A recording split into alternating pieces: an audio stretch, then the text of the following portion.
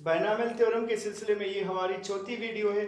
तो यहाँ पर बायनॉमियल का फार्मूला मैंने फिर से थ्योरम की एक्सपेंशन इसकी लिख दी है कि a plus B power n इसके बराबर होगा। ठीक है, अब यहाँ पर बायनॉमियल थ्योरम की कुछ प्रॉपर्टीज होती है, इसकी प्रॉपर्टीज डिस्कस कर लेते हैं। सबसे पहली प्रॉपर्टी इसमें ये है कि यहाँ पर ये n जो हमारे पास पावर होता है तो नंबर ऑफ टर्म्स इससे एक ज्यादा होते हैं। वजह उसकी क्या है, आप देखें पहले स्टार्ट है nc0 से, फिर nc1, फिर nc2 और कहाँ तक है ncn तक। तो 0 से लेकर n तक टर्म्स है हमारे पास। इसका मतलब कि टोटल नंबर ऑफ टर्म्स जो इसमें होंगे वो कितने होंगे, n+1। ये इसकी पहली बात है। दूसरी प्रॉपर्टी इसकी ये है कि इसमें मैंने आपको जनरल टर्म का बताया था, जनरल टर्म भी लिख लेते हैं कि इसका जनरल टर्म क्या आएगा। ठीक है, जनरल टर्म हमारे पास ऐसे आएगा कि हर एक स्टेप में देखें, पहला है nc0 तो a का पावर n आता है और b का मतलब n-0 आता है। a का पावर n-0 और b का पावर ये 0 हो जाएगा। फिर सेकंड nc1 है तो a का पावर n-1 और b का पावर 1। थर्ड nc2 तो a का पावर n-2 और b का पावर 2 हो जाता है। तो यहाँ पर जनरल टर्म में अगर हम ncr कर ले तो ये हमारे पास क्या होगा, a पावर n-r और b पावर r होगा। n-r a का पावर हो जाएगा और ये b का पावर होगा। अब बात ये कि इस टर्म को हम क्या लेंगे, क्या हम इसको tr लेंगे, ये मैंने कल भी वीडियो में डिस्कस किया था। इसको हम tr नहीं कह सकते, उसकी वजह ये है कि यहाँ पर 0 है तो हमारे पास ये फर्स्ट टर्म हो जाता है। जब यहाँ पर 1 है तो ये सेकंड टर्म, ये 2 है तो ये थर्ड टर्म, एक ज्यादा होता है उससे। तो अगर ये r है तो टर्म हमारे पास कौन सा होगा, tr+1 होगा। तो इसको general term of binomial theorem कहा जाता है। एक और इसमें बात ये होती है कि बायनॉमियल थ्योरम के सारे एक्सपेंशन को आप देख ले तो इसमें ये बात होती है कि a का जो पावर होता है वो 1 डिक्रीज होता जाता है और b का पावर 1 इंक्रीज होता जाता है, लेकिन सम ऑफ एक्सपोनेंट्स हमेशा n के बराबर ही आएगा। हर एक स्टेप में आप देखें सम ऑफ एक्सपोनेंट्स दोनों के पावर्स को आप ऐड करें तो हमारे पास वापस इस n के बराबर होता है। ये हमारे पास तीसरी प्रॉपर्टी हो गई। और फिर एक इसमें मिडिल टर्म्स की बात होती है कि इसमें मिडिल टर्म कैसे हम मालूम करेंगे। ठीक है, मिडिल टर्म के लिए दो बातें हैं। दो बातें कौन कौन सी, या तो हमारे पास ये n ऑड होगा या ये इवन होगा। ठीक है, तो इसको डिस्कस करते हैं कि इवन और ऑड में हमारे पास कौन से दो केसेस आते हैं। When n is odd हमारे पास दो केसेस होंगे इसमें, या तो n ऑड होगा या इवन होगा। अगर n ऑड हो तो फिर नंबर ऑफ टर्म्स क्या होंगे, नंबर ऑफ टर्म्स मैंने आपको बता दिया कि वो पावर से एक ज्यादा होते हैं। तो नंबर ऑफ टर्म्स फिर हमारे पास होंगे n+1, तो वो फिर इवन हो जाएगा। n ऑड तो n+1 क्या होगा, इवन।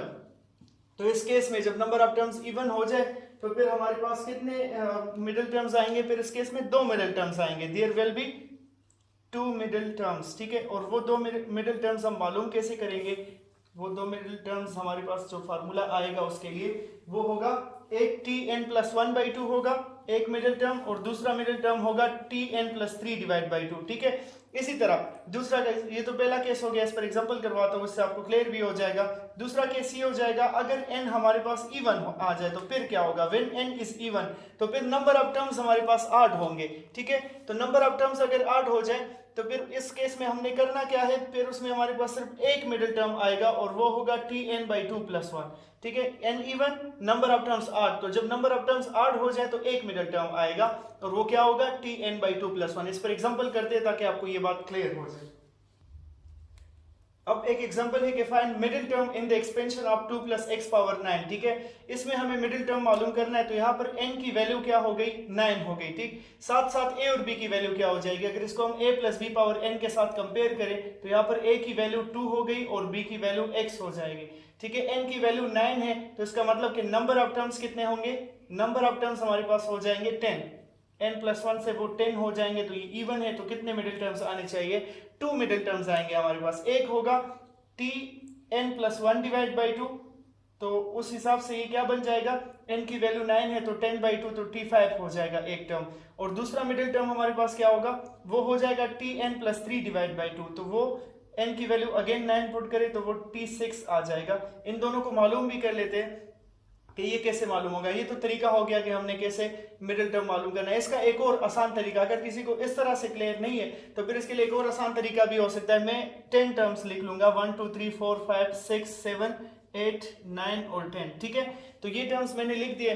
अब यहाँ पर दरमियान में से एक एक आप पहले और लास्ट से काटते जाए ना, 1 और 10 कैंसिल आउट हो जाएंगे, फिर 2 और 9, फिर 3 और 8, फिर 4 और 7, और लास्ट में आपके पास कौन से दो बाकी बच गए, 5 और 6। तो ये 5 और 6 हमारे मिडिल टर्म्स हो जाएंगे। तो ये भी एक आसान तरीका है, अगर आप इसमें कभी कंफ्यूज हो जाए, ये आप भूल जाए, तो उसके लिए सिंपलेस्ट तरीका वही है कि आप फिर उससे मालूम करें। T5 और T6 हमारे मिडिल टर्म्स है, उनको हमने मालूम करना होगा। तो अब इनको कैसे मालूम करेंगे, TR+1 का फार्मूला यूज करके इनको हम मालूम कर सकते हैं। TR+1 का फार्मूला क्या था कि NCR A⁻n-R और फिर क्या था B⁻R, ठीक है। तो उस तरीके से उसी फार्मूले में हम पुटिंग कर लेते हैं। ये फार्मूला था हमारे पास जनरल टर्म के लिए कि NCR A⁻n-R और B⁻R। तो यहाँ पर 5 है ना, T5 है, तो 5 का मतलब कि R+1 अगर 5 के बराबर है, क्योंकि यहाँ पर 5 चाहिए, R+1 5 चाहिए, तो R किसके बराबर हो जाएगा, R+1 हमें 5 चाहिए, तो R हो जाएगा बराबर 4 के। तो इसमें हमें R4 पुट करना चाहिए, तो R को 4 पुट कर लेते हैं और देखते हैं कि हमारे पास टर्म क्या आएगा, ठीक है। तो NCR, n की वैल्यू 9, R हम 4 पुट कर लेंगे, A⁻n-R, तो A⁻9-4 से A⁻5 आ जाएगा, और B⁻R तो मतलब B⁻4 आ जाएगा। इसको मजीद सिंप्लीफाई कर लेते हैं, 9C4 अपनी जगह, A⁻5 का क्या मतलब, A की वैल्यू 2 है तो 2⁻5, और B की वैल्यू x है तो x⁻4। इसको सिंप्लीफाई कर ले आप लोग और आपको आंसर मिल जाएगा। इसी तरह T6 के लिए हमें क्या करना चाहिए, T6 के लिए हमें R को 5 पुट करना चाहिए, तब जाकर ये 6 बनेगा। तो n 9 हो गया, R हमने 5 पुट कर देना है, A की वैल्यू 2 आ गई है, और A⁻5 आएगा, नहीं A⁻5 तो ऊपर आ चुका था, A⁻n-R, तो 9 - 5 से हमारे पास 4 आ जाएगा। इसी तरह B की वैल्यू x, और यहाँ पर पावर क्या आ जाएगा 5। इसी फार्मूले में पुटिंग करने से हमारे पास ये टर्म आ गया। तो इसको मजीद आप लोग खुद सिंप्लीफाई करके आंसर को निकाल सकते हैं। इनमें से एक मैं आपको करवा देता हूँ। 9C4 को आसानी से कैलकुलेट करने के लिए मैंने आपको तरीका बताया था कल। 9C4 है तो 9 8 मतलब 4 हिस्सों तक इसको एक्सपेंड करें, 9 8 7 6 लिख लेना, और नीचे 4 फैक्टोरियल 4 3 2 1 के बराबर हो जाएगा। ये इसके लिए आसान तरीका हो गया।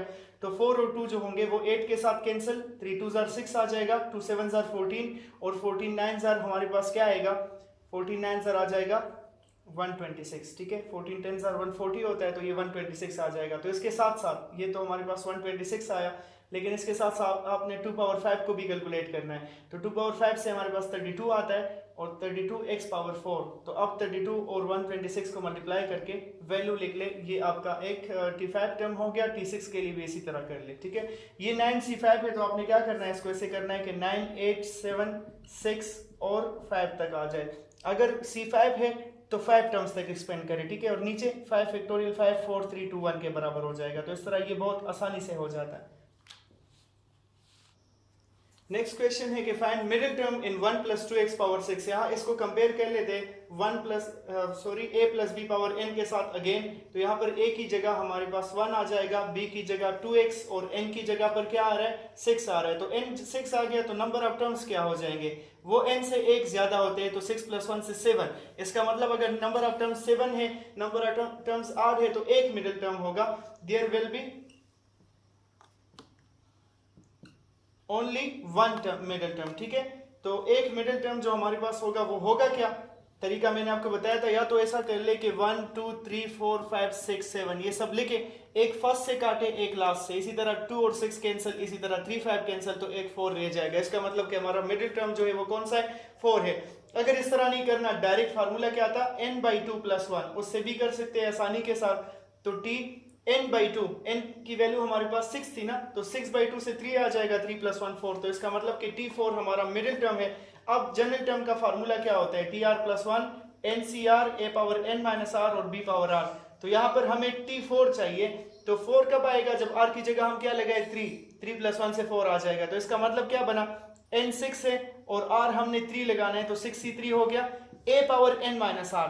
तो A की वैल्यू 1 हो गई, n-R, तो 6 - 3 से 3 आ जाएगा। B की वैल्यू 2x और B⁻R होता है, तो 2x का पावर 3 आ गया, ठीक है। इसको मजीद सिंप्लीफाई कर लेते हैं। 6C3 को कैसे कैलकुलेट करेंगे, 6C3 है तो 6 5 और 4 3 टर्म्स तक हम इसको एक्सपेंड कर लेंगे, बाकी लिखने की जरूरत नहीं, और वो फैक्टोरियल वगैरह खत्म हो जाएगा ना, ये डायरेक्ट तरीका है उसके लिए। और नीचे 3 है तो 3 2 1 हो जाएगा, नीचे तो बस 3 फैक्टोरियल आ जाएगा, वो बाकी कैंसिल। अब 1 क्यूब से क्या आता है, 1 आ जाएगा, 2 क्यूब से 8 आता है, और 8x³ हम यहाँ पर लिख लेंगे। जितना हम इसको सिंप्लीफाई कर सकते हैं उतना कर लेंगे। 3 2 जार 6 आते हैं तो ये इसके साथ खत्म। 5 4 जार 20, 20 को 8 के साथ मल्टीप्लाई करना है तो 8 0 जार 0, 8 2 जार 16, तो 160 एक्स क्यूब हमारे पास आंसर आ गया इससे। तो ये मिडिल टर्म पर दो क्वेश्चन हो गए, एक जिसमें कि n हमारे पास इवन था और दूसरे में n 8 था, तो उस केस में आपने देख लिया कि कितने मिडिल टर्म्स हमारे पास आते हैं। नेक्स्ट क्वेश्चन है कि find sum of all coefficients in 2 - 3x power 15, also find t6 and t7। तो याद रखिए इसके लिए एक आसान सा ट्रिक बता रहा हूँ, जब भी सम ऑफ ऑल कोएफिशिएंट्स का एमसीक्यू आ जाए तो उसमें आपने सिर्फ इतना करना है, जो कि आपको एक्सप्रेशन जो आपको दिया गया है 2 - 3x पावर 15 है यहाँ पर, तो उसमें सिर्फ और सिर्फ आपने इतना करना है कि वेरिएबल की जगह पर 1 पुट कर देना है। जब भी आप वेरिएबल की जगह 1 पुट कर देंगे तो उससे आपको सम ऑफ ऑल कोएफिशिएंट्स मिल जाएगा। इंतहाई ही आसान स्टेप है ये। तो इसमें हम 1 पुट कर देंगे x की जगह, तो सम ऑफ ऑल कोएफिशिएंट्स हमारे पास आ जाएगा और वो क्या होगा 2 - 3 × 1 पावर 15 आ जाएगा, और इससे आता है -1 पावर 15 जो कि इक्वल हो जाएगा किसके, -1 के। अब इसी में ये तो सम ऑफ ऑल कोएफिशिएंट्स हो गया, ये ट्रिक इसके लिए याद रखें। और फिर हमें t6 और t7 मालूम करना है, तो t6 कैसे मालूम कर सकते हैं, tr + 1 इक्वल हो जाएगा ncr a power n - r और b पावर r हो जाएगा। जब भी आपको कोई टर्म मालूम करना हो तो जनरल टर्म का फार्मूला बस याद रखें। t6 कब आएगा, जब हम r की जगह क्या लगाए 5 लगा दे, तो 5 + 1 से 6 आ जाएगा, तो r की जगह 5 लगा देते हैं t6 आ जाएगा। n की वैल्यू 15 है, r की वैल्यू हमने 5 लगा देनी है t6 के लिए, ठीक है, 15 से 5 हो गया। a की जगह यहाँ पर 2 है और n - r, तो 15 - 5 से क्या आ जाएगा 10।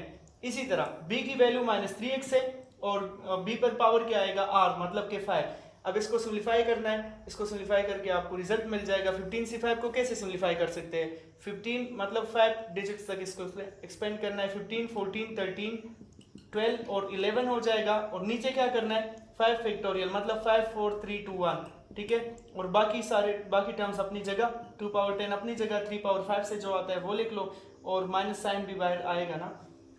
तो अब हमने मजीद क्या करना है, 3 पावर 5 से 3 3 जार 9, 9 3 जार 27, 27 3 जार 81 आ जाएगा, और 81 3 जार 243 आता है, तो 243 x पावर 5 आ गया यहाँ पर। इसको सिंप्लीफाई कर लो, 5 और 3 जो है वो 15 के साथ कैंसिल आउट हो जाएंगे, और इसी तरह 4 3 जार 12 हो जाएगा। मजीद सिंप्लीफाई कर लो, 2 7 जार 14 हो जाएगा। इन सबको मल्टीप्लाई करके आपको रिजल्ट मिल जाएगा, और इसी तरह जिस तरह मैंने आपको t6 मालूम करके दिया, t7 आप खुद मालूम कर लो। नेक्स्ट क्वेश्चन है कि fourth term in the expansion of ax + 1 over x power n is 5/2, then a और n की वैल्यूज क्या होगी, ठीक है। सबसे पहला काम हम क्या कर लेंगे कि t4 की बात हो रही है, चलो मैं tr + 1 का फार्मूला एक बार फिर से लिखवा देता हूँ आप लोग के लिए, ncr a power n - r b power r, ठीक है। ये तो मैं आपको एक्सप्लेन कर रहा हूँ, इसी वजह से ये ज्यादा टाइम ले रहा है, वरना आप बहुत ही आसानी के साथ 1 मिनट के अंदर अंदर इस क्वेश्चन को सॉल्व कर सकते हैं। बिल्कुल भी ये टाइम नहीं लेता जब प्रैक्टिस हो जाए, मैं आपको दिखा भी सकता हूँ, ये तो एक्सप्लेनेशन की वजह से टाइम ले रहा है। तो tr + 1 है, फोर्थ टर्म है, तो इसका मतलब कि r हमें 3 पुट करना चाहिए, तो t4 ncr, n अपनी जगह पर और r हमने 3 पुट किया। a की वैल्यू ax है, a की जगह पर ax आया है, तो n - r n - 3 हो जाएगा यहाँ पर, और b पावर r, b की जगह 1/x है और r की जगह हमने क्या लगाया था 3 लगाया था। अब इस t4 की जगह पर t4 की वैल्यू दी गई है कि 5/2 के बराबर है, ठीक है। तो 5/2 लिखा मैंने इसको, nc3 ax पावर n - 3 और 1 ओवर x पावर 3, ये सब अपनी जगह पर आ गए, ठीक है। और हमने मजीद क्या करना है, एक और काम भी करना है हमने, चूंकि 5/2 है, यहाँ पर x नहीं है, n की वैल्यू हमने मालूम करनी है और a की वैल्यू। सबसे पहले n की वैल्यू मालूम होगी तो तभी हम a की वैल्यू मालूम कर सकेंगे। तो x की वैल्यू के लिए होना ये चाहिए कि हम x को एक जगह मिला ले, x के कोएफिशिएंट्स को इकट्ठा कर ले। यहाँ पर a और x दोनों पर n - 3 पावर है, और इस 1 और x को मैं ऐसे कर सकता हूँ ना कि मैं इसको x पावर -3 लिखूं, हम बिल्कुल इसको x पावर -3 लिख सकते हैं। नेक्स्ट स्टेप में क्या करते हैं, 5/2 के साथ मैं x पावर 0 भी लिख सकता हूँ। ये क्यों लिख रहा हूँ, ताकि हम x के कोएफिशिएंट को कंपेयर करके n मालूम कर ले, ठीक है। a पर n - 3 पावर अपनी जगह पर, और यहाँ पर x पर n - 3 पावर है, यहाँ x पर -3 पावर है, तो बेसिस सेम, पावर्स 8 हो जाएंगे, तो n - 3 आ जाएगा। तो अब हम x के जो कोएफिशिएंट्स है इनको x को कंपेयर कर लेंगे ना, इसके पावर्स को, तो x पावर 0 और x पावर n - 6 है, तो n - 6 हमारे पास इक्वल हो जाएगा 0 के, इससे n की वैल्यू क्या आ गई 6, ठीक है। अब ये n जो 6 आया है, तो इसको क्या करना है, वापस इसमें पुट करें, आपके पास a की वैल्यू मालूम हो जाएगी। देखते हैं इसको, आप लोग तब तक इसको समझने की कोशिश करें, ठीक है। तो यहाँ पर हमारे पास क्या आ जाएगा, 5/2 इज इक्वल टू nc3 है, n की जगह 6 आ गया तो 6c3 बना, a पावर n-3 अपनी जगह पर आ गया, या a पावर 6-3 हो जाएगा चूंकि n की जगह 6 है, और x पावर 6-6 से हमारे पास 0 आ जाएगा, x की बात ही खत्म हो गई, ठीक। अब क्या करना है मजीद, 5/2 अपनी जगह 6c3 को कैलकुलेट करना है तो 6 5 4 लिख लेंगे क्योंकि 6c3 है तो 3 टर्म्स तक जाना है, और नीचे 3 2 1 आ जाएगा, तो ये 3 2 1 जो है ये 6 के साथ खत्म, और a क्यूब अपनी जगह पर 5 4 20 आ जाएगा, इस 20 को यहाँ पर नीचे ले आए तो 5/40 आ गया, और a क्यूब अपनी जगह। अब हमने लास्ट स्टेप क्या करना है कि इसको सिंप्लीफाई करना है हमने, ठीक है। तो इसको सिंप्लीफाई कैसे करेंगे, क्यूब ले लेंगे दोनों साइड का, मतलब क्यूब रूट ले लेंगे तो a की वैल्यू आ जाएगी जो कि इसकी वैल्यू होगी, सही। यहाँ पर ऐसे भी हो सकता है कि 5 8 40, तो a क्यूब हमारे पास इक्वल हो गया 1/8 के, क्यूब रूट ले लेंगे तो इसको हम लिख सकते हैं कि 1/8 होल पावर 1/3 हो जाएगा। अब एक और काम, 1 का जो भी पावर लेंगे वो तो 1 आएगा, और 8 का क्यूब रूट लेंगे तो वो 2 के बराबर, तो a की वैल्यू हमारे पास क्या आ गई, 2 1/2। अगर आपको वीडियो अच्छी लगी तो लाइक और शेयर जरूर करें, चैनल को सब्सक्राइब करें ताकि आपको इस टॉपिक पर और मज़ीद सारे टॉपिक्स पर वीडियोस